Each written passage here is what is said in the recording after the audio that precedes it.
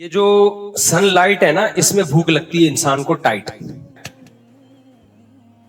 سمجھتے ہو؟ Sun light بھوک tight. آپ صبح ناشتہ کر لو نا سن لائٹ میں، کتنا ہی ہیوی ناشتہ کرو، آپ کو دوپہر پھر بھوک لگ جائے گی دبا کے. اکثر یہ تجربہ کیا ہے، پھر دبا کے بھوک لگے گی آپ کو.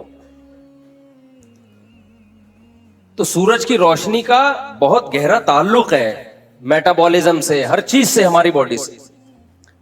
تو کھانا میں ہم پتہ ہے کیا دیکھتے ہیں؟ کتنا ٹائم ہو گیا ہے کھائے ہوئے، لہذا اب ہمیں کھا لینا چاہیے. یہ بالکل غلط سوچ ہے. کتنا ٹائم ہو گیا ہے کھائے ہوئے، اب ہمیں کیا کر لینا چاہیے؟ کھا لینا. یہ نہیں ہے، صرف اتنا نہیں ہے، یہ بھی ہے. نبی صلی اللہ علیہ وسلم سے جو ثابت ہے جو چیز، وہ ہے ظہیرہ، دوپہر کا کھانا 11:30 12 بجے. یہ کھانا نبی صلی اللہ علیہ وسلم سے ثابت ہے. پھر مغرب کے فوراً بعد، جس کو تاشی کہا جاتا تھا. آج کیا ہو رہا ہے کراچی میں جو کھانے پینے کی روٹین ہے، ابھی میں اس پہ زیادہ بحث نہیں کرتا. جو میں اصل چیز ہے، کیونکہ کھانے پینے کے آپ ڈاکٹروں سے پوچھیں، وہ آپ کو آج کل گائیڈ کر دیں گے. کر رہے ہیں آج کل کے موٹاپے کو روکنے کے لیے. وہ ہے نا مشہور صبح کا ناشتہ بادشاہوں کی طرح، دوپہر کا کھانا نارمل کھاؤ، اور رات کا کھانا فقیروں کی طرح. اس میں ایک چیز ایڈ کر لے، صبح کا ناشتہ کریں ہی نہیں. صحیح ہے نا؟ 11 بجے کھائیں، جو ناشتے اور دوپہر کے کھانے کے قائم مقام ہو. میں بھی کرتا ہوں ناشتہ، لیکن جو شریعت سے جو چیز ثابت ہے، جو سنت سے جو چیز ثابت ہے، وہ ناشتے کا لفظ ہمیں قدیم عربی میں ملتا ہی نہیں ہے. یہ ناشتہ انگریزوں کی ایجاد ہے، جنہوں نے ہمیں پراٹھوں اور پھوڑنے پہ لگا دیا ہمیں. تو ناشتے کا لفظ ہی نہیں ہے اس اسلامی تاریخ میں. یہ تو ہمارے حضرت فرمایا کرتے تھے، انگریزوں کے ہندوستان میں آنے سے پہلے ہم جانتے ہی نہیں تھے کہ ناشتہ کیا ہوتا ہے. عربی میں، قدیم عربی میں ناشتے کا لفظ ہے ہی نہیں. تو چلو کر رہے، وہ آپ کر لیں ناشتہ، لیکن دیکھو رات کا بھی ایک بڑا مسئلہ ہے. ہمارے ہاں کراچی میں نوجوان صبح 11 بجے سو کے اٹھتے ہیں. میں بھی جب تھکا ہوا ہوتا ہوں تو فجر کے بعد نیند پوری کرتا ہوں 11 بجے. ظاہر ہے جب رات کو نیند نہیں آئی تو فجر کے بعد آدمی نے سونا ہے. لیکن آپ تجربہ کر کے دیکھو، آپ رات کو 10 بجے سو کے 3 بجے اٹھ جاؤ نا، دوپہر 2 بجے تک فریش رہو گے آپ. اور آپ صبح سو کے 11 بجے اٹھو گے نا، 12 بجے دوبارہ نیند آئے گی آپ کو. نہیں یاری، میرا خیال ہے بات. 11 بجے سو کے اٹھو گے، 12 بجے دوبارہ تھکے تھے. آج میں 11 بجے اٹھا ہوں نا، کیونکہ میرا سفر تھا، رات کو دیر سے پہنچا، فجر کے بعد میں نے آرام کیا. ابھی پھر نیند آ رہی تھی مجھے، ٹن گر رہا تھا. میں کہہ رہا تھا یار میں اتنا سو چکا ہوں، مجھے پھر کیوں نیند آ رہی ہے. میں نے اس کے لیے چائے بنوائی ابھی، تاکہ میں بیان کر سکوں. تو اس سے پتا، حالانکہ کتنے گھنٹے کی نیند ہو گئی نا پوری، پھر بھی دماغ فریش نہیں ہے. وجہ کیا ہے؟ آپ فطرت سے لڑ رہے ہیں. اللہ نے سونے کے لیے دن نہیں بنایا، اللہ نے سونے کے لیے کیا بنائی ہے؟ رات بنائی. میرا بھانجا بیٹھا ہوا تھا، وہ صبح 3 بجے کا اٹھا ہوا ہے، میرے سامنے بیٹھا ہوا تھا، وہ فریش ہے، ابھی بھی بیٹھا ہوا ہے. وہ رات 10 بجے سویا ہے، صبح 3 بجے. 10 سے اندازہ لگاؤ، 11 12 1 2 3 5 گھنٹے سویا ہے وہ. ابھی کی بات ہے، آج ہی کی. میں بیٹھا ہوا ہوں ٹن، دماغ میرا فریش نہیں. میں کبھی لیمن واٹر پینے کی سوچ رہا ہوں، کبھی چائے پینے کی سوچ رہا ہوں، یار نیند آ رہی ہے بہت. اور وہ بالکل فریش بیٹھا ہوا ہے. اس نے مجھے بتایا میں رات 10 بجے سویا ہوں، صبح 3 بجے. بولو، یہ بھی دیکھو ہمارے مذہب سے ان چیزوں کا تعلق ہے. کہہ رہے میں صبح 3 بجے اٹھا ہوں. 3 بجے اٹھنے کے بعد اللہ کرے تہجد پڑھی ہو اس نے. میں نے پوچھا تو نہیں، لیکن امید ہے شاید پڑھ لی ہو، کیونکہ اتنے اٹھ کے بعد بھی آدمی نہ پڑھے تو محرومی ہے نا.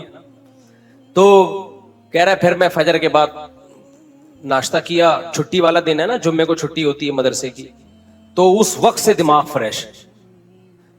5 گھنٹے سویا، صبح 3 بجے سے لے کے اب تک کیا چل رہا ہے؟ فریش. میرے ساتھ بھی ایسا ہوتا ہے، میں رات اگر 10 بجے سو جاؤں، میرے ساتھ ایسا بھی ہوا، رات 10 بجے سوئے 2 بجے اٹھ گیا، بالکل فریش. دوپہر 11 12 بجے تک آدمی فریش رہتا ہے. اور 12 بجے آپ تھوڑا سا کھانا کھا کے آدھا گھنٹہ 1 گھنٹہ سو گئے, اب رات تک فریش آپ. ہم لوگوں نے بے وقت سو کے جو ٹائم ویسٹ کیا ہے نا, اپنی زندگیوں کو, اپنی صحتوں کو برباد کیا ہے, اللہ صرف اسی کا حساب لے لینا تو الٹے لٹکے ہوئے ہوں گے ہم, کہ کمبختوں تمہیں میں نے صحتیں دی, زندگیاں دی, تم نے آدھی زندگی سونے کی کوشش میں گزار دی اور آدھی سوتے میں گزار دی, اور سونے کے بعد باقی جو آدھی 1/3 سونے میں کوشش میں, 1/3 سونے میں, اور جو بقیہ 1/3 تھا وہ اونگنے میں گزار دی. بے وقت سو کے جو اونگ ہوتی ہے نا, ہر وقت گھوم رہا ہوتا ہے, دائیں بائیں گر رہا ہوتا ہے. آپ دیکھو کوئی بندہ فریش نظر نہیں آتا, جس سے آپ تھوڑی دیر بات کرو سونا شروع ہو جائے. یہ جو میں جمعے میں لطیفے چٹکلے سناتا ہوں, کیوں سناتا ہوں؟ مجھے پتا ہے سو جائیں گے سارے.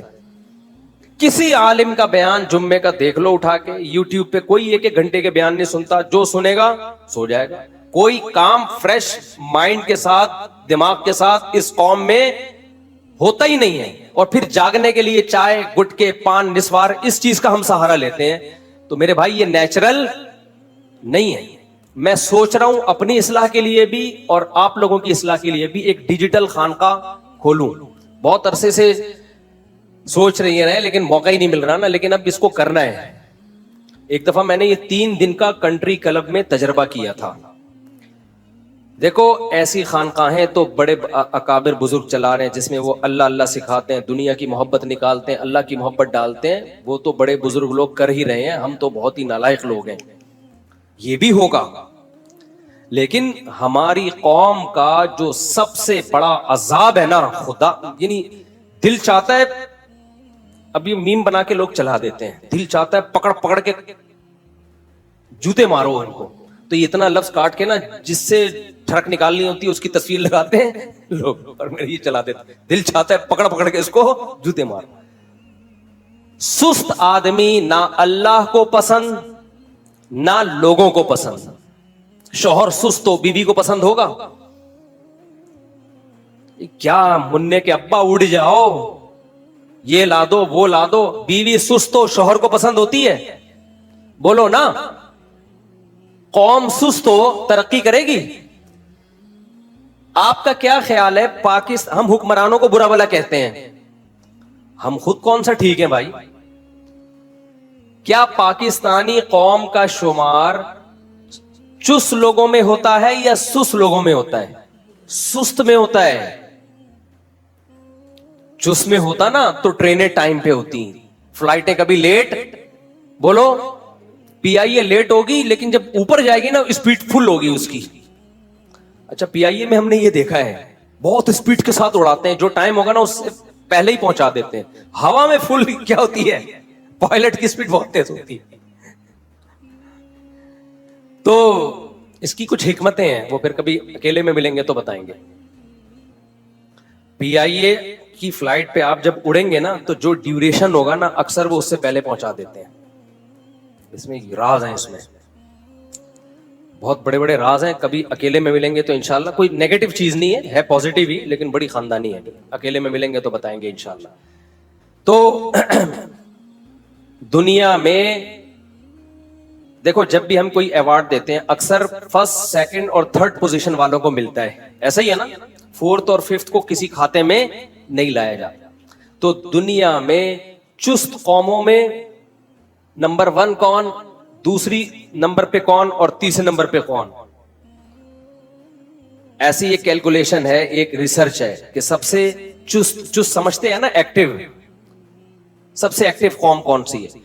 تو اسی کو الٹا کر لینا اگر, تو دنیا میں نمبر 1 سست قوم بھی مسلم کنٹری کا نام آتا ہے.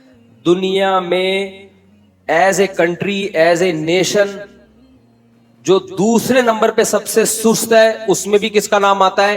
مسلم کنٹری کا. دنیا میں تیسرے نمبر پر جو سست ترین قوم ہے, آپ اللہ کی قدرت کہیے یا اللہ نظر بس سے بچائے, تینوں پوزیشنیں کس نے لی ہیں؟ ہم لوگوں نے لی. سوڈان کے بارے میں کہا جاتا ہے مسلم کنٹری ہے, سستی میں نمبر 1. اتنا سستی میں نمبر 1 ہے کہ کہا جاتا ہے کہ کسی جو سرکاری لوگ ہیں وہاں پہ ہو سکتا ہے نچلا طبقہ عوام میں سیٹ ہو, لیکن جو سرکاری لوگ ہیں, ظاہر ہے حکومت تو سرکاری لوگ ہی چلا رہے ہوتے ہیں نا. تو سوڈان کے بارے میں مشہور ہے کہ کسی سوڈانی سے پوچھا جائے آپ صبح اٹھ کے سب سے پہلے کیا کرتے ہیں, وہ کہتا ہے آرام کرتے ہیں. سوڈان کے سرکاری دفتروں کے بارے میں مشہور ہے کہ وہاں سرکاری ملازم صبح دفتر میں جاتے ہی کیا کرتے ہیں, آرام. اب ہو سکتا ہے کوئی سوڈان والا مجھ پہ اعتراض کرے, بھائی 1 سال پہلے کی رپورٹ ہے, ہو سکتا ہے اب آپ دنیا کے ایکٹیو ترین ملکوں میں آ گئے ہو. 1-1.5 سال پہلے کی رپورٹ میں پیش کر رہا ہوں, میں اب آپ پر الزام نہیں لگا رہا. ہو سکتا ہے کوئی آئے ہو وہاں پہ بزرگ, انہوں نے پوری نظام یوں کر کے پلٹ دیا. سست ترین لوگوں میں نمبر 1, یہ ہمارے لیے باعث افتخار ہے کہ ہم نمبر 1 میں الحمدللہ نہیں ہے. اللہ نظر بد سے بچائے ہم لوگوں کو. دوسرے نمبر پر کہا جاتا ہے مصر. یہ بھی اسلامی کنٹری ہے یا نہیں ہے؟ سعودی عرب کے بارے میں بھی کہا جاتا ہے, دوسرا یا تیسرا نمبر ہے. ہو سکتا ہے محمد بن سلمان نے آ کے کہتے ہیں کہ کچھ ایکٹیو کیا ہے قوم کو, واللہ عالم, لیکن 2-3 سال پہلے کے مطابق دوسرے یا تیسرے نمبر پہ کون تھا؟ سعودی عرب اور مصر. اختلاف ہے کہ کوئی کہتے ہیں مصر سیکنڈ نمبر پہ آتا ہے, کوئی کہتے ہیں نہیں جی سعودی عرب. یہ دونوں کیا ہیں؟ اور یہ تو اسلام کا مرکز ہے. مصر تو موسیٰ علیہ السلام اور پیغمبروں کا مسکن ہے. اور اس کے بعد اللہ نے ہم غریبوں کو یہ اعزاز دیا ہے کہ ہم تیسرے یا چوتھے یا 5ویں نمبر پہ آتے ہیں. یہ اعزاز کس کو دیا اللہ تعالیٰ نے؟ یہاں سرکاری ملازموں میں بھی چند ایک کو چھوڑ کر اچھے برے ہر جگہ ہوتے ہیں. بہت اچھے اچھے لوگ بھی سرکاری ملازمین میں ہیں جو ہم نے اپنی آنکھوں سے دیکھے ہیں, ایکٹیو ہیں. لیکن میجورٹی کی بات ہو رہی ہے. اور پبلک میں بھی کبھی آپ نے دیکھا کہ 8 بجے شادی میں کھانا لکھا ہوا ہو, کوئی مائی کا لال ایسا ہے جو 8 بجے پہنچ جائے؟ بھائی شادی دفتروں میں کیا لکھا ہوتا ہے؟ 8 بجے ڈنر کھانا کھل جائے گا. دولہا بھی نہیں پہنچا ہوتا, اس کو پتا ہے یہ جھوٹ ہے. کسی کا باپ بھی 8 بجے نہیں پہنچ. یہ لکھنے کے ہیں, ہاتھی کے دانت دکھانے کے اور ہیں, کھانے کے اور ہیں. 8 کا مطلب ہے 11 ساڑھے 11 بجے. دلہن نہیں پہنچتی, دولہا نہیں پہنچتا, باقی کون پہنچے گا؟ میں جاپان میں تھا نا, تو وہاں میں نے لوگوں سے پوچھا, وہیں کے مقامی لوگوں سے جو وہیں پیدا ہوئے ہیں. رپورٹ میں جو طلب کرتا ہوں نا, ان لوگوں سے نہیں پوچھتا تو میری طرح وزٹ کے لیے گئے ہوئے ہیں. دیکھو ایک رپورٹیں ہوتی ہیں اخباروں کی, کتابوں کی, ایک رپورٹ ہوتی ہے مشاہدے کی. مشاہدے کی رپورٹ زیادہ اوتھینٹک ہوتی ہے بنسبت کتاب کی رپورٹ کے. ایک جاپانیوں کا آپ کتابوں میں پڑھتے ہیں, ایک ہے وہاں جا کے وہاں کے مقامی لوگوں سے ان کے بارے میں پوچھنا. ایک سے نہیں 20 سے پوچھنا. تو کون سی رپورٹ اوتھینٹک ہوگی؟ جو مشاہدہ. لوگ کہتے ہیں ان کے ہاں اگر آپ نے کسی کو ٹائم دیا کہ میں 8 بجے پہنچوں گا اور آپ 8 بجے نہیں پہنچے تو یوں سمجھو کہ وہ دائرہ اسلام سے خارج ہے, ان کے دائرہ اسلام سے. نہیں آئی میرا خیال ہے بات. یہ اتنا بڑا جرم ہے کہ اس نے جھوٹ بولا ہے. اور ہمارے ہاں اگر آپ نے 8 بجے کا کہا اور آپ 8 بجے پہنچ گئے تو مینٹل ہاسپٹل میں جمع کرا دیں گے. اتنا بے وقوف, 8 کا کہا اور 8 ہی کو پہنچ. ڈیٹیں ٹائم پہ نہیں لگ رہی. نہیں آئی بات. جو ڈیٹ ہے نا, جو ڈیٹ مارنی ہوتی ہے اس میں لیٹ پہنچ رہا ہوتا ہے بندہ. میں یہاں نکاح پڑھاتا ہوں, لڑکوں نے ڈیٹیں ماری, عشق معاشقے ہوئے, کئی سال استخارے چلے, خودکشی کی دھمکیاں دی, اس کے بعد طے ہو گیا, ابا بھی مان گئے, اماں بھی مان گئی, مجبوری میں چل بھائی دے دیتے ہیں یار, پورا خاندان بیزار آ گیا, چلو ان دونوں کی شادی کرا دو. شادی طے ہو گئی, نکاح مفتی طارق مسعود سے پڑھوائیں گے. مفتی طارق مسعود نے ٹائم دے دیا, جی 6 بجے, پونے 6 بجے ہمارے عصر کی نماز ہے, آپ پہنچ جائیں. کمبخت وہاں بھی آدھا گھنٹہ لیٹ ہوگا. ابے تجھے اتنے پاپڑ بیلنے کے بعد تجھے تیری معشوقہ مل رہی ہے, اس میں بھی تو آدھا گھنٹہ 1 گھنٹہ نکاح میں لیٹ پہنچ رہا ہے, تو کون سا کام تو ٹائم پہ کرے گا پھر؟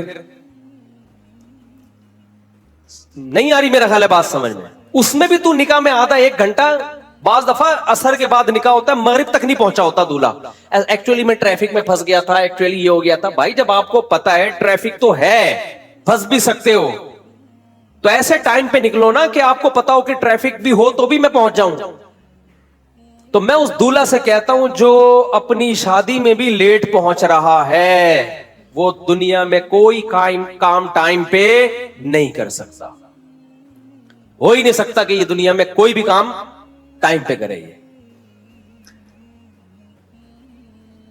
تو سستی ہماری قوم کا تھوڑا مسئلہ نہیں ہے بلکہ بہت. اس سے اسلام بدنام ہوتا ہے, پتہ ہے آپ کو؟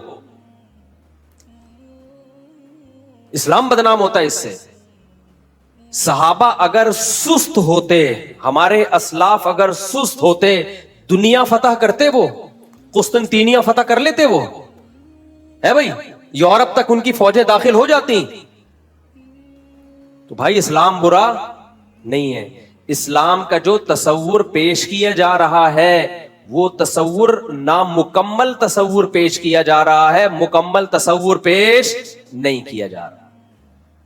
مجھے سفر میں لوگ ملتے ہیں, فلاں داڑھی والے نے چونا لگا دیا, فلاں تہجد گزار ہے, پیسے لے کے بھاگ گیا, ٹائم پہ دے نہیں رہا وغیرہ. میں کہتا ہوں یا تو اس فراڈی آدمی نے داڑھی رکھی ہے, فراڈی آدمی بھی داڑھی رکھ سکتا ہے, یا یہ کہ اس نے جو بیانات سنے اس میں صرف نماز روزہ سنا ہے, مالی معاملات نہیں سنے. دو لوگوں سے نا مجھے بڑی نفرت ہے, اور میں یہ نہیں کہہ رہا کہ میں خود اس معیار پہ پورا اترتا ہوں, ہو سکتا ہے اس وجہ سے مجھے اپنے آپ سے بھی نفرت ہو. ایک سست, مجھے سست زہر لگتا ہے, میرا دل چاہتا ہے اس کو پکڑ کے ماروں میں.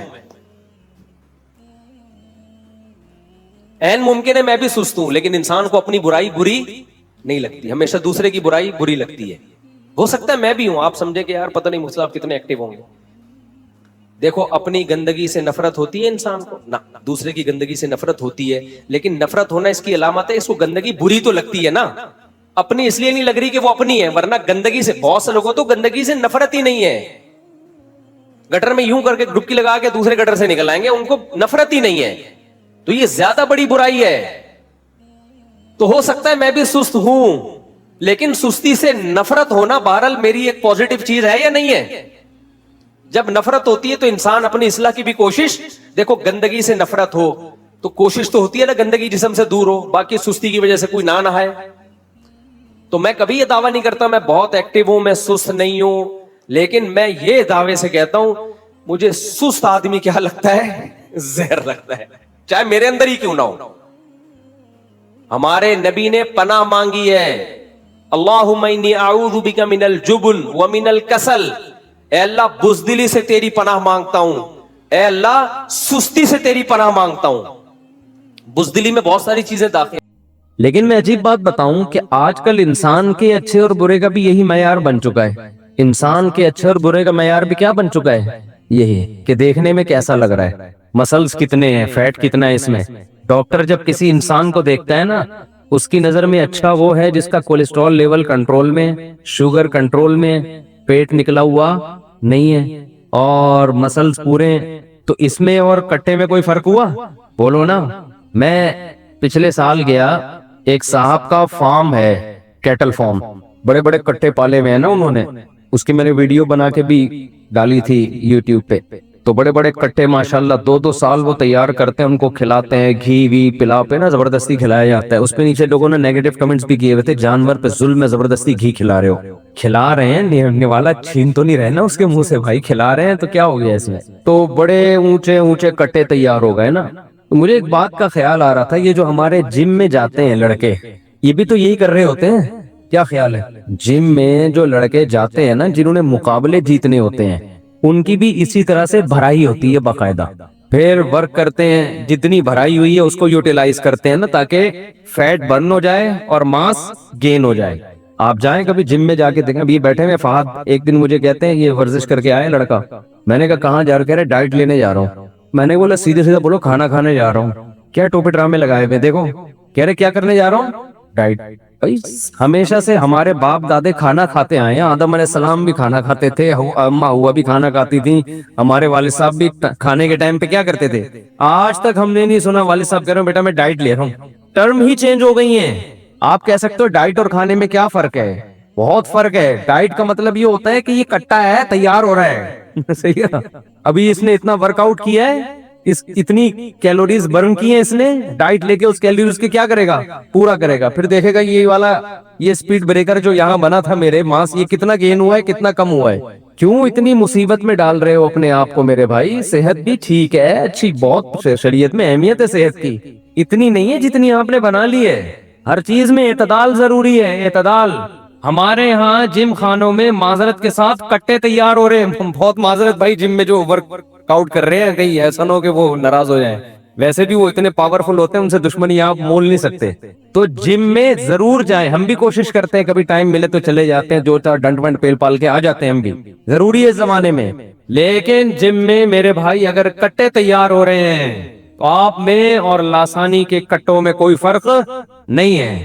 انسان کی پہچان اس کے کیریکٹر سے ہے, اس کے کتنا ماس اور کتنا فیٹ, اس سے انسان کی پہچان نہیں ہے. سمجھتے ہو کہ نہیں سمجھتے ہو؟ گھنٹوں گھنٹوں لگے ہوئے ہیں. میں ایک دفعہ گیا جم میں, تو میں نے بہت ایکسرسائز کر رہے تھے نا ایک صاحب, 5 سال سے روٹی نہیں کھائی انہوں نے, 5 سال سے روٹی نہیں کھائی, کیونکہ گندم سے انہوں نے کہا کہ ماس موٹا ہوتا ہے, فیٹ پیدا ہوتا ہے. کھجور کھاتے تھے, وہ بھی 2-3 صبح کے وقت, اور پتہ نہیں کیا کچھ ایسی خوراک. 5 سال روٹی, یار آدمی مر جائے, ایک ٹائم تو کھاؤ کم از کم. تو 5 سال روٹی نہیں کھائی, بہت ایکسرسائز, 2-3 گھنٹے میں دیکھتا تھا مسلسل. جب بھی آؤ نا تو وہی لگے ہوئے ہوتے تھے, اب یہ والا, اب یہاں سے بڑھانا ہے, دیکھ دیکھ کے اپنے آپ کو کس طرح سے فٹ کرنا ہے. تو اچھا, گرمیوں میں اتنا پسینہ نکلتا تھا ان کے, انہوں نے کہا میں فیٹ کو برن کر رہا ہوں ابھی. پھر سردیوں میں الٹا سسٹم, اللہ کی قدرت کوئی, پھر ایک دم مارکیٹ سے شارٹ ہو گئے نا. کئی دنوں بعد مجھے ملے, میں نے کہا خیریت؟ کہہ رہے ہیں یار میں ایسا بیمار ہوا کہ میں تو مرنے لگا تھا, وہ اللہ نے بچا لیا مجھے. میں نے کہا یار کیا فائدہ, 5 سال روٹی نہیں کھائی, نتیجہ کیا نکلا؟ بیمار ہو گئے, اور وہ جو رہی صحیح صحت تھی اس سے بھی گئے. یہ چیزیں اللہ کے ہاتھ میں ہیں, اس میں انسان اپنے اوپر ان چیزوں کو مسلط نہ کرے. دیکھو ورزش کے ہم آپ سے زیادہ قائل ہیں. میں تو سمجھتا ہوں کہ اس زمانے میں نماز روزے کی طرح فرض ہونی چاہیے ورزش, صحت بنانا بھی ضروری ہے نا. لیکن آپ یہ فرق ہی ختم کر دیں کہ انسان میں اور حیوان میں فرق کس چیز کا ہے, یہ غلط ہو جائے گا. تھوڑی سی جاگنگ کر لیا کریں روزانہ, تھوڑی سی واکنگ, 1-8 گھنٹہ واکنگ کر لیں, کبھی کبھار جم جا کے تھوڑا سا ویٹ اٹھا لیں تاکہ مسل میں تھوڑی طاقت برقرار رہے. ہم نے جم جانا کیوں شروع کیا؟ اس لیے نہیں شروع کیا کہ ہم کوئی بلڈر بننا چاہتے تھے. مجھے یاد, ایک دفعہ میں پانی کی بالٹی اٹھا کے یہاں سے وہاں لے کے جا رہا تھا, تو میری کمر میں پین شروع ہو گیا. میں نے کہا یار یہ تو ہم بچپن میں ایسے اٹھا کے رکھتے تھے, کیونکہ بہت عرصے سے وزن نہیں اٹھایا نا. تو ہم لوگ اب جب سے مولانا بنے, مدرسہ, مسجد, تو میں نے ایک دن ایسے بالٹی اٹھائی ہے, تو میں نے کہا یار یہ تو کیونکہ جب کوئی محنت کا کام نہیں کریں گے آپ, تو ظاہر ہے وہ مسل ویک ہو جائیں گے. تو یہ سوچ کے ہم نے کہا تھوڑا وزن اٹھاؤ, تھوڑا یوں کرو, کچھ نہیں ہوتا, تنکے پہ 2 بٹن لگا کے اٹھاؤ, وزن اٹھاؤ. لیکن یہ ہماری ینگ جنریشن کو سمجھنا بہت ضروری ہے کہ میرے بھائی صحت اس دنیا میں مقصد نہیں ہے. گورے کیا کرتے ہیں, جم میں لوگ بتاتے ہیں کہ جو انگریزوں میں بلڈر بنتے ہیں نا, یہ ان کے گورنمنٹ پیسے دیتی ہے پورے بکرے کھانے کے, پورے دمبے کھانے کے, اور ان کا کام یہ ہوتا ہے سونا اور ورزش کرنا, بس. اس کے علاوہ دنیا میں ان کا اور کوئی کام نہیں ہو. تو یہ پھر مقابلے جیتتے ہیں. پھر ہماری نوجوان نسل ان کو دیکھ کے احساس کمتری میں جاتی ہے کہ یار میں 5 سال تک اتنا ویٹ بڑھا نہیں سکا, میں 5 سال سے ایکسرسائز کر رہا ہوں, میرے مسلز ایسے نہیں ہیں, اور یہ دیکھو امریکن کو دیکھو, لندن کا آدمی ہے, یہ دیکھو کہاں سے کہاں پہنچ گیا. بھائی وہ کافر ہیں, ان کے ہاں کامیابی کا معیار اور ہے, ہمارے ہاں کامیابی کا معیار اور ہے. حضرت عمر رضی اللہ تعالی عنہ جب نبی صلی اللہ علیہ وسلم کے گھر تشریف لائے, تو آپ کو دیکھا چٹائی پہ آپ سو رہے ہیں, اور گھر میں کیا, ایک مشکیزہ, ایک پیالہ, اور کچھ تھا ہی نہیں گھر میں سامان. تو حضرت عمر رو پڑے. عرض کیا گیا یا رسول اللہ, قیصر و کسریٰ کے پاس تو اتنا کچھ, اور آپ سید الانبیاء ہیں, تمام پیغمبروں کے سردار ہیں, آپ کی یہ حالت ہے غربت سے. تو آپ صلی اللہ علیہ وسلم نے فرمایا اے عمر, میں تو تجھے بڑا عقل مند سمجھتا تھا. یعنی آپ نے کیسا جواب دیا کہ یہ باتیں عمر تجھ پہ سوٹ نہیں کرتی, میں تو عقل مند سمجھتا تھا. ابھی تک یہ حقیقت تیری سمجھ میں نہیں آئی کہ ان کے لیے دنیا, ہمارے لیے آخرت. غیر مسلموں کا تو سب کچھ یہی دنیا ہے, انہوں نے تو اپنے آپ کو نمایاں کرنے کے لیے ایسا کچھ کرنا ہے کہ ہم نکھر کے نظر آئیں کہ ہم بھی دنیا میں پیدا ہوئے ہیں. مشہور ہونے کے لیے, دنیا میں نام کمانے کے لیے, وہ جو چاہے, جو جس کو موقع ملتا ہے نا وہ کرتا ہے. ہمارے مذہب میں نام کمانا اس کی کوئی ویلیو نہیں ہے اگر یہ اللہ کے لیے نہ ہو، کوئی ویلیو نہیں ہے اس کی، تو وہ تو کرتے جا رہے ہیں۔ تو میں خیر جلدی سے بات کی طرف آتا ہوں۔ دیکھو انسان کی پہچان کس سے ہوتی ہے؟ عمل سے۔ یہ سب چیزیں ضمنی ہیں، صحت کا خیال بھی رکھیں، اور صحت کا خیال میں صرف ایک کام کر لینا تو مزید کچھ زیادہ کرنے کی ضرورت نہیں ہے، تھوڑا کھائیں۔ اللہ کا واسطہ دے کے کہہ رہا ہوں، ابھی دیکھو رمضان گزرا ہے، تھوڑا کھانے کی عادت پڑ جاتی ہے انسان کو، بھوکا رہنے کی عادت پڑ جاتی ہے، بھوکا رہ لیا کریں، نہیں مریں گے انشاءاللہ۔ جتنی صحت بھوکا رہنے سے بنتی ہے اتنی کسی بھی چیز سے نہیں بنتی۔ مذہب کبھی غلط بات کہہ سکتا ہے؟ ہمارے نبی تو فاقوں سے رہتے تھے، کیا اللہ اپنے پیغمبر سے وہ کام کروائے گا جس سے صحت خراب ہو؟ ہے بھائی؟ ایک صاحب مجھے کہنے لگے کیا پیغمبروں نے کوئی ایسی چیز پی ہے جیسے ہم کیفین پیتے ہیں، کافی پیتے ہیں، چائے پیتے ہیں، اس طرح کی کوئی چیز؟ لوگ تھک جاتے ہیں نا بھائی، جب تھک جاتے ہیں تو کوئی نسوار رکھ رہا ہے تھوڑا فریش ہونے کے لیے، کوئی پان کھا رہا ہے، ہوتا ہے نا، کوئی چائے پی رہا ہے کڑک سی دودھ پتی، کوئی جناب کافی پی رہا ہے، کوئی گرین ٹی پی رہا ہے۔ تو ایک صاحب کو میں سمجھا رہا تھا یہ چیزیں پیئیں آپ ضرور، ان پہ صحت کا لیبل نہ لگیں، صحت کے لیے سب نقصان دہ ہیں، پیئیں، میں منع نہیں کر رہا، آپ نسوار بھی رکھیں، آپ پان بھی کھائیں، آپ گٹکے بھی کھائیں، آپ چائے بھی پیئیں، لیکن یہ نہ کہیں کہ یہ کیونکہ یوٹیوب پہ اس طرح کی چیزیں ہیں، چائے پینے سے دماغ تیز ہوتا ہے، پھر بکواس ہے بالکل۔ دنیا کا کوئی بہت بڑا بیوقوف ہوگا جو کہے گا چائے پینے سے دماغ تیز ہوتا ہے، تو کافی پینے سے ایک کپ کافی ہارٹ کے لیے بہت مفید ہے، بالکل بکواس ہے یہ، ہارٹ کے لیے مفید اور ٹوپی ڈرامہ ہے یہ بالکل۔ تو وہ کہنے لگے پیغمبروں نے ایسی کوئی چیز نہیں لی، میں نے کہا یہی ان چیزوں کے نقصان دہ ہونے کی علامت ہے کہ پیغمبروں پر یہ چیزیں سوٹ ہی نہیں کرتی، سمجھ رہے ہیں نا؟ معاذ اللہ نقل کفر، کوئی توہین کا نہ کلپ بنا کے چلا دے، معاذ اللہ کوئی کسی پیغمبر کے بارے میں یہ کہے کہ فلاں پیغمبر تھک گئے تھے تو وہ انہوں نے چائے پی فریش کرنے کے لیے، توہین کا عنصر نکلتا ہے کہ نہیں نکلتا؟ ایک دم ایسا لگے گا یار یہ کیسے کر رہے ہیں۔ اس سے پتہ دیکھو پیغمبروں کی زندگی جتنا فطرت کے قریب ہوتی ہے اتنا کسی کی زندگی نیچر کے قریب نہیں ہوتی۔ اللہ پیغمبروں کو وہ خوراک نہیں کھانے دیتے جو صحت کے لیے نقصان دہ ہو۔ یہ جو ہے نا کہ پیغمبروں کی زندگی میں ہمارے لیے نمونہ ہے، ہر چیز میں نمونہ ہے ہمارے لیے، تو پیغمبروں نے تو جب تھک گئے تو کیا کیا؟ سو گئے، آرام کیا انہوں نے۔ ہم چائے پی رہے ہوتے ہیں، ہم گٹکے کھا رہے ہوتے ہیں، ہم سگریٹ پی رہے ہوتے ہیں۔ خیر تو میں آپ سے یہ کر رہا ہوں کہ دیکھو یہ فرق کرو، انسان کے اچھے ہونے کی ڈیفینیشن کچھ اور ہے اور برے ہونے کی ڈیفینیشن کچھ اور ہے۔ تو یہ صحت کا بھی خیال کریں، جم بھی جائیں، بھاگیں دوڑیں، یہ سب کریں، کہ ہمارا مقصد نہیں ہے لیبلوکم ایکم احسن عملا۔ اللہ کہتے ہیں میں نے تمہیں اس لیے پیدا کیا، میں آزمانا چاہتا ہوں تم میں اچھا عمل کس کا ہے۔ تو اچھا جس کو اللہ اس کے رسول نے اچھا کہا وہ ہمیں بننا پڑے گا۔ اب میں یہ تو تمہید تھی، میں اصل موضوع کی طرف آتا ہوں۔ اب دیکھو اچھا بننے میں کچھ چیزیں رکاوٹیں بنتی ہیں، تو میں آج اس ٹاپک پر تھوڑی سی بات کروں۔ اچھا بننے میں بولو نا کچھ چیزیں رکاوٹ بنتی، تو ہم ان چند چیزوں کو آج تھوڑا سا اس پہ تبصرہ کریں گے۔ کٹا بننے میں کوئی چیز رکاوٹ نہیں بنتی، اچھا بننے میں بنتی ہے۔ تو اگر آپ جم جا کے کٹا بننا چاہیں ایسا گول سا تو بھی کچھ چیزیں رکاوٹ تو اس میں بھی بنتی ہیں، لیکن وہ زیادہ خطرناک چیزیں نہیں ہیں۔ تو وہ والا اچھا بننا چاہیں جس کو کٹا کہا جاتا ہے وہ تو کوئی مسئلہ نہیں ہے، لیکن اگر آپ سچی مچی کا اچھا بننا چاہیں گے تو اس میں چند چیزیں رکاوٹ بنتی ہیں۔ ظاہر ہے جب تک آپ رکاوٹوں کو دور نہ کریں آپ کبھی بھی منزل تک نہیں پہنچ سکتے۔ سمجھ رہے ہیں کہ نہیں سمجھ رہے؟ آپ کا ہدف کیا ہے؟ اچھا بننا، ہدف کٹا بننا نہیں ہے۔ تو اس خوش فہمی میں مبتلا ہوتا ہے کہ میں ہمیشہ اسی اسٹائل میں زندگی گزارتا رہوں۔ یہ حماقت اور بے وقوفی ہے کہ جیسے آج ہو ویسے آپ کل ہوگے۔ اسی حماقت میں انسان گناہ کرتا ہے، عیاشی کرتا ہے، ناجائز کام کرتا ہے۔ وہ یہ بھول جاتا ہے کہ حساب و کتاب کا دن تو بہت بعد میں آئے گا، بڑھاپا بہت پہلے آ جائے گا۔ بڑھاپا بھی حساب و کتاب کے دن سے پہلے کا ایک حساب و کتاب اللہ نے دنیا میں رکھا ہے۔ چال میں مضبوطی، انسان کی آواز میں مضبوطی، بات چیت، اور اس کے بعد ننکسہ فی الخلق، اللہ فرماتے ہیں انسان کو ہم ریورس گیئر لگا دیتے ہیں، چلو بھئی جہاں سے آئے تھے اسی حالت پہ جانا شروع۔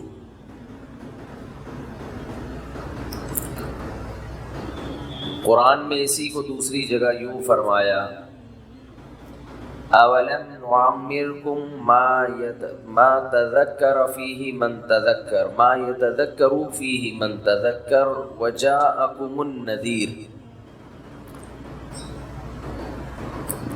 قیامت کے دن اللہ تعالیٰ کہیں گے کہ کیا میں نے تمہیں اتنی عمر نہیں دی تھی کہ اگر کوئی نصیحت حاصل کرنا چاہتا تو حاصل کر لیتا، اتنا ٹائم ملا تھا اس کو۔ وَجَاءَكُمُ النَّذِيرُ، اور تمہارے پاس ڈرانے والا بھی آیا۔ یعنی ایک تو اللہ نے عمر اتنی دی ہے کہ اس میں بھی انسان عقل سے کام لے تو اسے عبرت حاصل ہو جائے، دوسرا اس کے علاوہ بھی اللہ ڈرانے والے بھیجتے رہے۔ مفسرین لکھتے ہیں کہ یہ ڈرانے والا کون ہے، تو علماء لکھتے ہیں کہ یہ ایک نہیں ہے، یہ ہر دور میں ڈرانے والے آتے رہے، اس میں پیغمبر بھی داخل ہیں، اس میں علماء بھی داخل ہیں، اس میں بے جان چیزیں بھی داخل ہیں۔ جو حادثات ہم صبح و شام اپنی آنکھوں سے دیکھ رہے ہیں، یہ حادثے بھی ہمیں ڈراتے ہیں، تیرے ساتھ بھی ایسا ہو سکتا ہے۔ پہلے زمانے میں کوئی حادثہ ہوتا تھا، کوئی ایکسیڈنٹ ہوتا تھا تو انسان کے جسم کے جو آرگن ہیں وہ ڈیمیج ہو جاتے تھے۔ آج بیٹھے بیٹھے ڈیمیج ہو رہے ہیں۔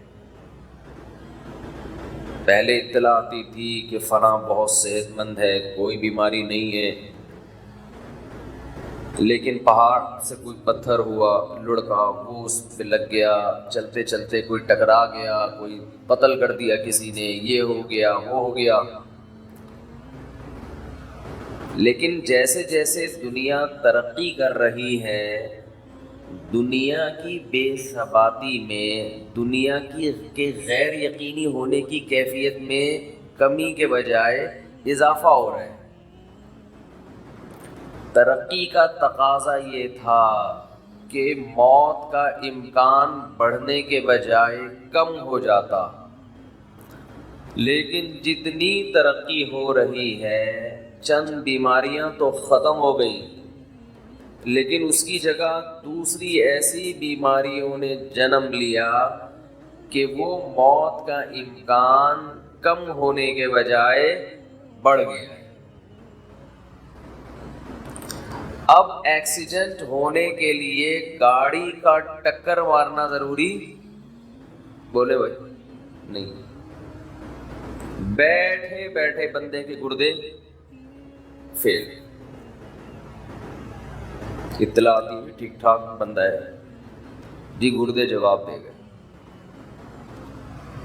بیٹھے بیٹھے اطلاع آتی ہے جی ہارٹ نے کام کرنا چھوڑ دیا۔ کیوں چھوڑ دیا بھائی؟ بہت سی بیماریوں میں تو ڈاکٹر کو بھی ریزن پتا نہیں ہوتی، یہ کیا ہو گیا اس کو بیٹھے بیٹھے۔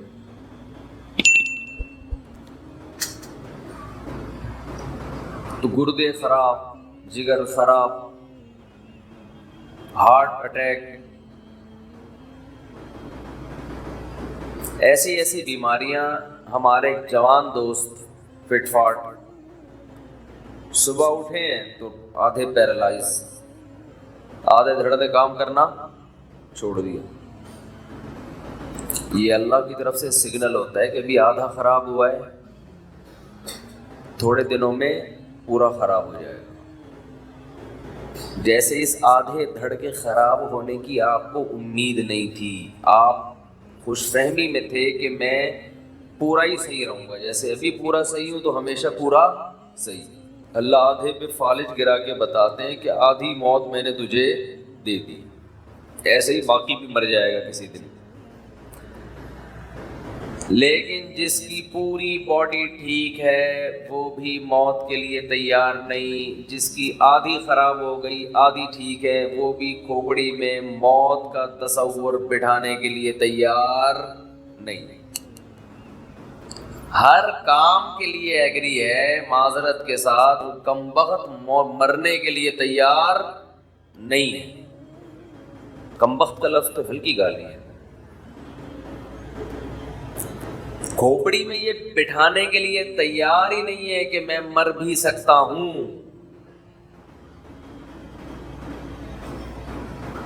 بڑھاپا ہے آگے، رسول اللہ صلی اللہ علیہ وسلم نے فرمایا جوانی کو غنیمت سمجھو، کس سے پہلے؟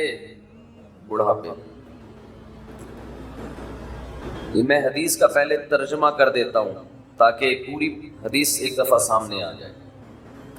صحتک قبل سقمک، بیماری سے پہلے غنیمت سمجھو صحت کو۔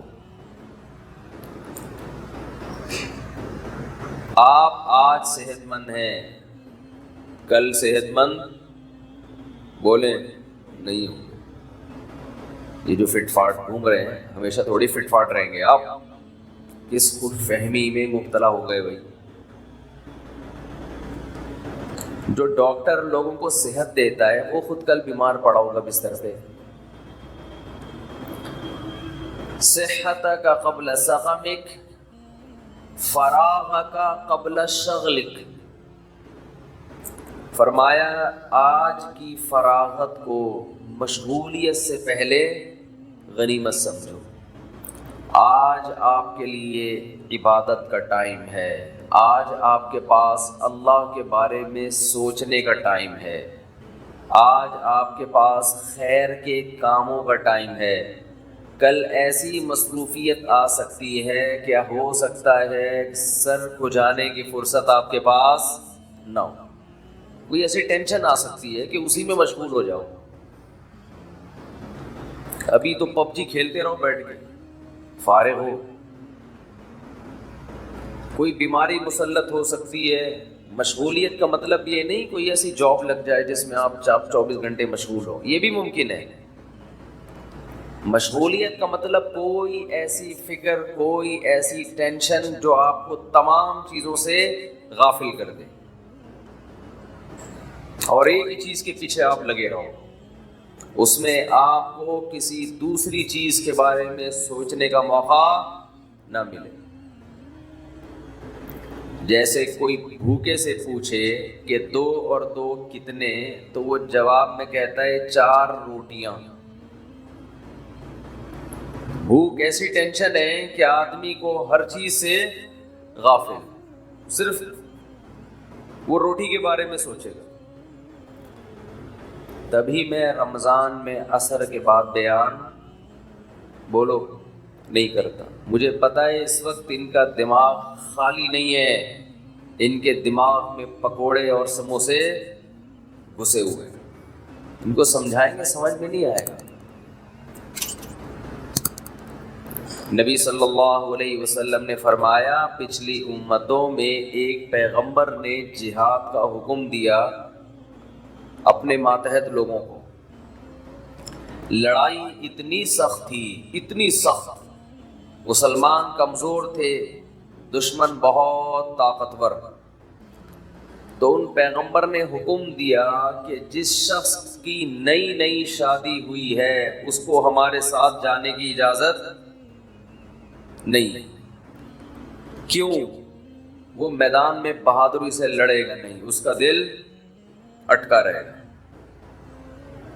یہ مثال ہے کہ انسان کے سامنے کوئی بھی آپ نے اس کو ویژن دینا ہے، کوئی بھی بات اس کے دماغ میں اتارنی ہے تو خالی ذہن ہونا ضروری ہے۔ کھوپڑی میں کچھ بھی اگر اس کے گھسا ہوا ہوگا تو وہ آپ کی بات غور سے بولو بھائی نہیں سنے گا۔ یہ کھوپڑی جو ہے نا، یہ ایک ہی ٹائم پہ 2 جگہ مشغول نہیں ہوتی۔ بھوک لگ رہی ہے اور آپ اس کو کچھ بٹھا کے سمجھا رہے ہیں، سمجھ میں نہیں آئے۔ لوگ مجھے کہتے ہیں رمضان میں، ابھی تو گزر گیا رمضان، رمضان میں جا کے آپ بیان کریں بیان کریں. میں کہتا ہوں بھائی رات کو بیان کروں گا, دن میں بیان نہیں کروں گا. لوگوں کی حالت دیکھی نہیں جا رہی ہوتی دن کے اندر, عجیب اسٹائل میں بیٹھے ہوئے ہوتے ہیں, منہ سے نہیں بول رہے ہوتے, بزبان حال کہہ رہے ہوتے ہیں پکوڑے لے کر آئے ہو جیب میں کہ نہیں لے کر آئے ہو بس. اور میں کہتا ہوں نا, جو افطاری کے ٹائم پہ آپ کسی کے آگے سے ایک سموسہ ہٹا کے دکھائیں, آپ دیکھیں اس کی کیفیت کیا ہوتی ہے. یہ انسانی فطرت ہے. تو آپ صلی اللہ علیہ وسلم نے فرمایا فراغ کا قبل شغل, ابھی اللہ نے فراغت دی ہے, دماغ آپ کا بہت ساری چیزیں سیکھ سکتا ہے, بہت سارے کام مثبت کر سکتا ہے. اس خوش فہمی میں مت رہنا کہ دماغ ہمیشہ ایسا ہی فارغ رہے گا.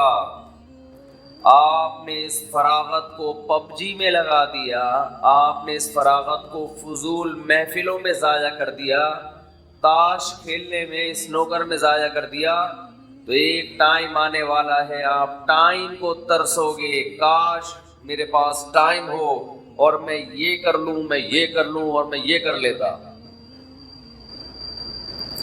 اکثر میں نے وہ لوگ جنہوں نے سچی توبہ کی ہے گناہوں سے, یا وہ غیر مسلم جنہوں نے اسلام قبول کیا ہے,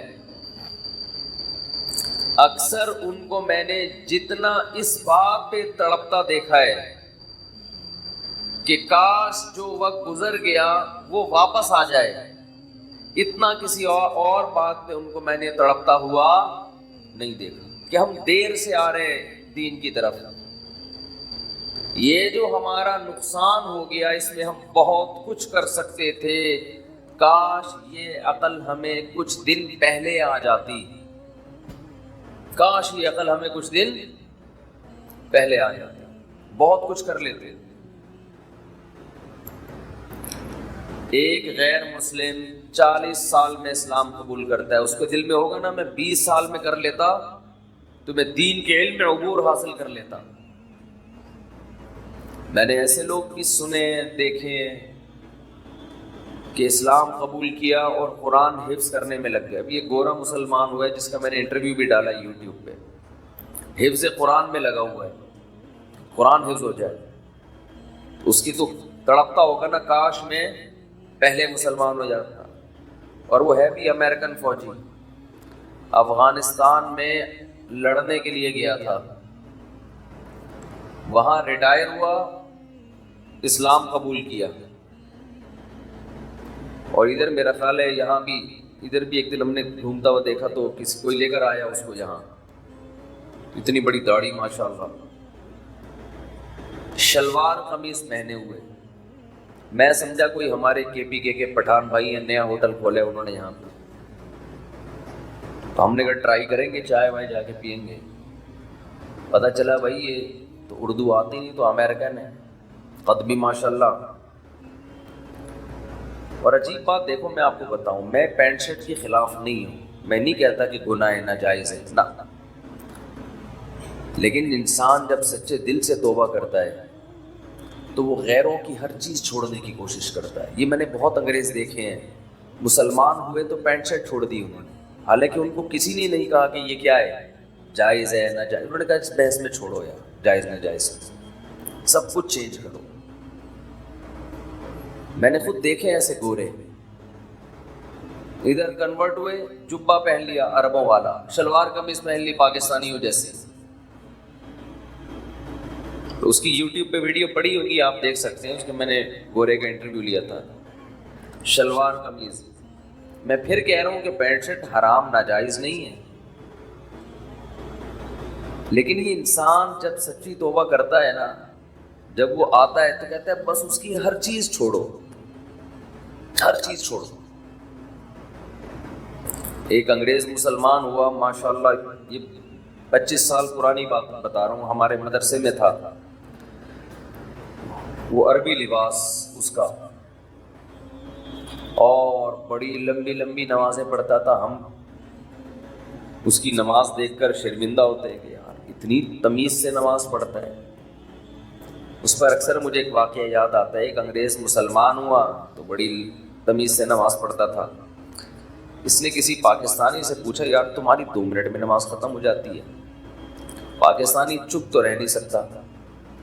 پاکستانی نے کہا اصل میں ہمارے اللہ سے پرانے تعلقات ہیں, تمہارا بھی نیا نیا کنیکشن بحال ہوا ہے, تمہیں کنیکٹ ہونے میں ٹائم لگتا ہے. ہماری پرانی سروس ادھر اللہ اوپر کا کنیکشن بحال ہو گیا, ادھر سلام پھیر کے نکل گئے. تو ابھی نئے نئے آئے ہو, بے وقوف, یعنی مطلب کہ بے وقوف آدمی اتنی لمبی لمبی نمازیں پڑھ رہے ہو, اتنا ٹائم لگتا ہے تمہیں اللہ سے نمبر ڈائل کرنے میں. ہماری لائن فوراً مل جاتی ہے. تو وہ اتنی لمبی نماز. تو میں نے ایک دن اس کو بٹھا لیا, تھوڑا اس سے ماضی پوچھا, کیسے مسلمان ہوئے. یہ اس سوال کا جواب تو اس نے دے دیا کہ جی کیسے مسلمان ہوئے. اسٹڈی کی میں نے, اسلام کو پڑھا سمجھا. پھر امریکہ میں یا یو کے کا تھا میرا خیال ہے, کسی عالم کوئی مفتی تھے, ان کے ہاتھ پہ جا کے انہوں نے بھی تھوڑا گائیڈ کیا, اس کو مسلمان ہو گیا. تو میں نے پھر اس سے پوچھا کہ پہلے آپ کیا کرتے تھے, یعنی اسلام سے پہلے آپ کیا لائف اسٹائل تھا. ہمارے اکثر لوگ فخر سے بتانا شروع کر دیتے ہیں, ابے اسلام سے پہلے تو میں بڑا ماڈرن تھا, میں یہ کرتا تھا, میں یوں کرتا تھا, میں ایسے, اتنی لڑکیوں سے میری دوستی تھی. فوراً شروع ہو جاتے ہیں نا لوگ, میری تو اتنی گرل فرینڈس تھیں اور اتنی لڑکیاں تھیں اور ایسے نائٹ کلب, اور اتنی بوتلیں میں ایک ٹائم پہ اتنے پیک پی جاتا تھا. شرابی جو ہے نا, شرابی, ان کی ٹائمنگ پیک کے حساب سے ہوتی ہے. کراچی سے حیدرآباد 3 پیک لگیں گے پہنچنے میں, ہم تو کہہ رہے ہیں 2 گھنٹے لگیں گے. ہیروئن شو کے سٹے ہوتے ہیں, ان سے پوچھو نا ہیروئن جی سے کہ کراچی سے حیدرآباد کتنی دیر کا ٹائم ہے, کہتے ہیں 3 چھٹے لگتے ہیں پہنچنے میں. تو ہر آدمی اپنے حساب سے ٹائم کو ناپتا ہے. تو یہ جو تھا, اس عام طور پہ لوگوں سے پوچھا جائے تو بتاتے ہیں میں ایسے تھا, میں یوں تھا. پھر اپنی تصویریں بھی رکھی ہوئی ہوتی ہیں بعض لوگوں نے کہ دیکھو میں ایسے ڈانس کرتا تھا, یہ گرل فرینڈ تھی, یہ تھا, وہ تھا, وغیرہ وغیرہ. لیکن جب انسان سچی توبہ کرتا ہے تو اس کی یہ کنڈیشن نہیں. گوروں میں کچھ چیزیں بڑی خاندانی ہیں, شاید 2 نمبر ہی نہیں ہے, شاید کہہ رہا ہوں 100% تو کوئی نہیں کہہ سکتا. میں نے اس سے پوچھا, میں نے کہا بھائی آپ ماضی میں کیا تھے, ایسے کہا. اس نے کہا ماضی میرا ختم, میں نے بھلا دیا ہے, اس پہ میں تبصرہ کرنا بھی پسند نہیں کرتا. ہمارے جیسا دیسی ہوتا تو ہم فوراً لڑکیوں کی تصویریں, یہ دیکھو یہ تھی میری گرل فرینڈ, اللہ کے لیے میں نے ان کو چھوڑا ہے. دیکھ رہے ہو یہ بوتلیں دیکھی, کبھی دیکھی ہے یہ بوتل آپ نے, خواب میں بھی دیکھی ہے یہ بوتل کبھی؟ آپ نے تو فیڈر دیکھا ہوگا, یہ بوتلیں پیتا تھا میں, 1 چمچہ پی کے دکھاؤ. ہم فوراً کس پہ آتے ہیں, شو بازیوں پہ. اس نے کہا بھائی ماضی کے قصے کیا تھا کیا نہیں تھا, پلٹ کیا, یو ٹرن لیا میں نے, بس ختم. دماغ سے اس کا اثر پڑتا ہے. انسان جب اپنے ماضی کے گناہوں کو یاد کرتا ہے اور وہ چھوڑ چکا ہو تو وہ اس کی مستقبل والی زندگی پہ اثر ڈالتے ہیں کہ تو یہ تھا, تو ایک اور دفعہ اگر کر لیا تو کیا ہو گیا. بھائی دماغ سے نکالو ان چیزوں کو, بس ہم نہیں تھے, ہم ہمیشہ سے ایسے ہی ہیں. پرانا زمانہ یاد آ کے ستاتا ہے انسان کو کہ میں کیسی عیاشی کرتا تھا اور کیا تھا اور کیا تھا. میں نے کہا اچھا اپنا نام تو بتا دو, پرانا نام کیا تھا. ہم بھی تو پاکستانی ہیں. میں نے کہا ٹھیک ہے نہیں بتاؤ بھائی, بالکل مجھے شوق نہیں ہے آپ کی ماضی کا. اچھا لگا اس کا یہ جواب مجھے. میں نے کہا نام بتا دو کیا تھا. اس نے کہا نام بھی نہیں بتاؤں, میں نہیں بتاؤں گا. اس نے کہا میں نہیں بتاؤں گا, مجھے نام بھی پرانا, اس کا تذکرہ بھی اچھا نہیں لگتا. کیا اسلام پہ فخر ہے. دیکھو کوئی بھنگی ہو اور 20वें ग्रेड का ऑफिसर बन जाए, वो लोगों को बताएगा कि मैं पहले भंगी था? बोलते क्यों नहीं? वो बेइज्जती महसूस करेगा। यार छोड़ो, अब अल्लाह ने हमें ये ओहदा दे दिया है, हम क्यों अपना बताएं कि पहले हम झाड़ू लगाते थे, चमार थे, हम ये करते थे, हम क्यों करते थे? इसमें इज्जत नहीं बेइज्जती है। लोग कहेंगे अबे था तो वो ना, था तो तू, था तो भंगी, था तो चमार, लोग ताने देंगे ना। नबी सल्लल्लाहु अलैहि वसल्लम ने फरमाया कि इस्लाम की मिठास वो शख्स चखेगा, कमा क़ाल सल्लल्लाहु अलैहि वसल्लम, कि इस्लाम के बाद कुफ्र में जाना उसको ऐसा लगे जैसे आग में छलांग लाना, ऐसी नफरत हो जाए उसको माजी की ज़िंदगी से कि अल्लाह ने मुझे इस बुराई से निकाल लिया है। उसकी गोरे की ये कैफियत थी कि भाई नाम भी नहीं, क्योंकि वो समझता था ये मेरी बेइज्जती की बात है। इस्लाम दे दिया अल्लाह ने, नाम दे दिया मोहम्मद, यूसुफ, कोई भी, अभी मुझे उसका नाम जहन में नहीं है क्या नाम था, तो मैं क्यों अपने आप को माइकल और एडिसन और एरिक और वो जो मुख्तलिफ नाम होते हैं, जॉनसन और ये सब क्यों बताऊं भाई? छोड़ो, जो भी था। ये तौबा की तकमील की अलामत है। एक ऐसी तौबा की है खानदानी, कि इस्लाम पे इतना फख्र है, कुफ्र से इतनी नफरत है कि कुफ्र की कोई यादगार, कोई तख्ती अपने साथ लगाने के लिए तैयार नहीं है। समझ में नहीं आ रही मेरा ख्याल है बात।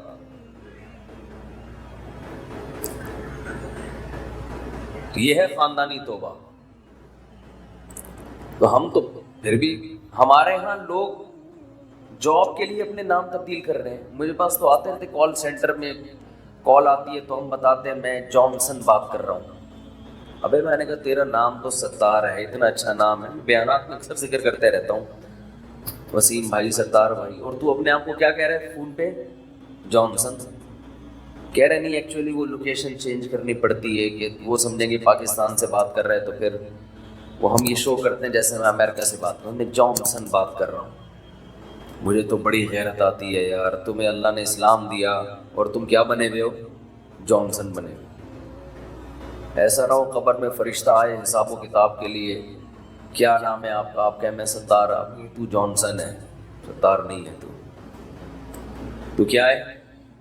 तू जॉनसन बात, तू माइकल बात कर रहा है, तू क्या नाम है वो, बर्नार्ड बात कर रहा है।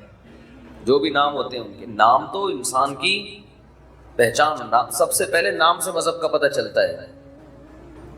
नाम से पता चलता है इसका मजहब क्या है। मैं उज़्बेकिस्तान गया तो वहाँ उनकी ज़बान में हमारी समझ में एक लफ्ज़ नहीं आता था, पता नहीं क्या बोल रहे होते थे, बिल्कुल ही अलग ज़बान है, एक लफ्ज़ समझ में नहीं आता था। जब नाम पूछते यूसुफ, अब्दुल्ला और अब्दुर्रहमान, ऐसा लगता है जैसे हमारा पाकिस्तानी नाम हमारे जैसे। पूरी दुनिया में जहाँ भी जाओगे मुसलमान किससे पहचाना जाएगा? नाम से। नाम शायर में से आता है। ये आप गैर मुस्लिमों वाला नहीं रख सकते, समझते नहीं हो बात को, मेरा ख्याल है। तो फख्र करो भाई इस्लाम पे, अल्लाह ने इस्लाम दी। अच्छा, उस गोरे की एक ख़ास बात ये, वो अरबी सीख रहा है और मुझे कह रहा था जिस दिन मैंने अरबी सीख ली मैं इंग्लिश में बात करना छोड़ दूंगा। नहीं आ रही बात? आप कहेंगे कुछ ज़्यादा हो गया, इतना तकवा हम अफोर्ड नहीं कर सकते। मैं जायज़ नाजायज़ की बात नहीं कर रहा, आप इंग्लिश बोले। उसने कहा वजह उसकी ये है कि ये मैं उसकी जो अपने साथ मेरी बराह रास्त बात हुई ना वो बता रहा हूँ आपको। उसने कहा जो रूहानियत अरेबिक में है वो इंग्लिश में नहीं है। उसने कहा इंग्लिश में शोबाजी ज़्यादा, ये उसके अल्फाज हैं, शोबाजी ज़्यादा इस ज़बान में, स्टाइल ज़्यादा है। ये गोरे के अल्फाज हैं। गोरा भी कोई बच्चा नहीं था, मेरा ख्याल है 45-50 साल को तो पूरा आदमी होगा प्रॉपर। तो ना बच्चे जज्बाती होते हैं, तो वो आ गए तो कह रहे इसमें तकब्बुर, स्टाइल ये इसमें ज़्यादा है। फिर भी सीखे आप, बैनुल अक़वामी ज़बान है, ज़रूरत है। उसको तो आती थी ना, इसलिए कोई टेंशन नहीं थी। اس نے کہا عربی سیکھوں گا، اور بھی بڑی قربانی ہے.